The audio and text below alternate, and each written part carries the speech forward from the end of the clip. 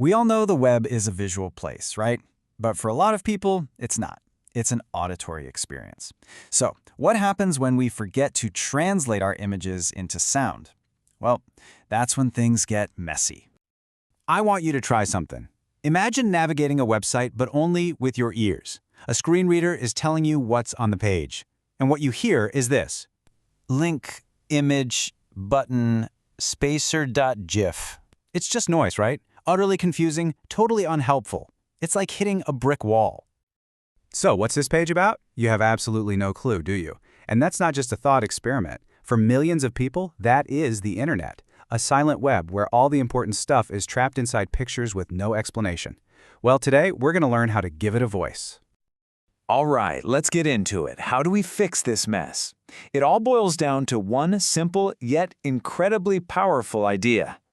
The key is something called a text alternative. And honestly, the best way to think about it is like a universal translator. It takes any visual thing, a photo, a chart, a tiny icon, and just spells out its meaning in plain old text. And because it's text, assistive tech can do anything with it. Read it out loud, make it huge, or even turn it into Braille. And this idea is so important, it's literally rule number 1 in the Web Content Accessibility Guidelines.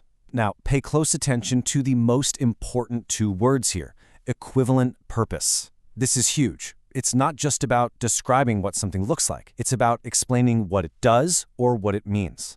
This single idea, it changes everything. Okay, so that's the principle. But how do we actually do it? Let's crack open the toolbox and see what we've got. All right, tool number 1, the one you'll use 90% of the time, is the alt attribute. And this example, it perfectly shows that equivalent purpose idea we just talked about. See, on the left, the alt text says magnifying glass. Okay, yeah, that's what it is. But what does it do? The good example on the right nails it: search. That's its purpose, its function. That's what a user needs to know. But sometimes things get a little more complicated. That's where ARIA comes in. Think of ARIA label as an invisible sticky note just for screen readers. You have a button that's just a big X. You can stick an invisible label on it that says close. Simple. Then there's ARIA label by, which is even cooler. It lets you tell an element, hey, see that text over there? That's your label. It's like borrowing a name tag from someone else on the page. Super useful for things like star ratings, where the text 4 of 5 is already visible. Okay, so what about the really tricky stuff, like a detailed chart or a complex diagram? A short alt tag is not going to cut it.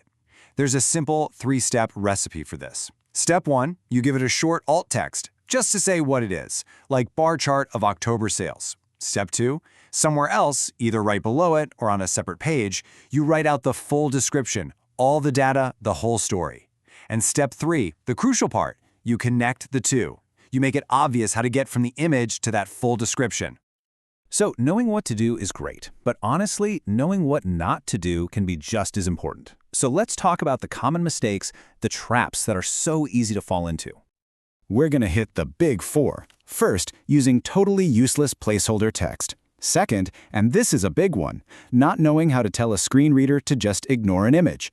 Third, accidentally making important info invisible by hiding it in CSS. And finally, the silent killer, having descriptions that are just plain out of date. Okay, let's tackle that first one, useless placeholder text. I'm talking about alt text that just says image, or even worse, the file name, like chart.jpg. This isn't just unhelpful, it's actively annoying. It's pure static. It interrupts the person listening, clutters up their experience, and adds zero value. It's just noise. So, what if an image is just there to look pretty? You know, like a decorative border or a background swirl. Now, you might think you should just leave the alt tag off completely. Don't do that. If you do, some screen readers will try to guess and might read out the whole ugly file name, which is, you guessed it, more noise. The right way to do it is to give it an empty alt attribute. Alt equals double quotes. That's the secret code that tells the screen reader, hey, nothing to see here, move along. It makes the image perfectly silent and invisible. This next one is a sneaky one. A lot of developers use CSS background images for things. But here's the trap. If that image is actually important, like an icon showing a message has been sent, or text inside a banner, you've basically made it a ghost. It's completely invisible to assistive technology. There's just no way to add a text alternative to a CSS background. The rule is simple. If it's content, it belongs in the HTML. Period. And our laws trap is all about content that changes over time. So imagine you have a sales chart on your dashboard, and you're great. You update the image every month, but you forget to update the text alternative. So now the image shows October's amazing sales, but the screen reader is still reading out September's not-so-great numbers. At this point, you've gone from being unhelpful to being flat-out misleading. You're giving users wrong information. The text and the image have to stay in sync. All right, we've gone through the tools, we've looked at the traps. Let's zoom out for a second, because this is about more than just code. When you boil it all down, what are we really trying to do here? This is it. This is the single most important thing to remember. Your job isn't to describe the pixels. It's not to say, picture of a button. It's to convey its purpose. Why is it there? What does it do? What information does it give you? You're trying to create an equivalent experience for someone who can't see it. That's the whole game. So I'll leave you with this question. The next time you're working on a site, just stop and ask yourself, is this website speaking to absolutely everyone? Or am I leaving parts of it silent? Are there corners where the story just goes quiet? Because making sure everyone can hear it, well, that's up to you.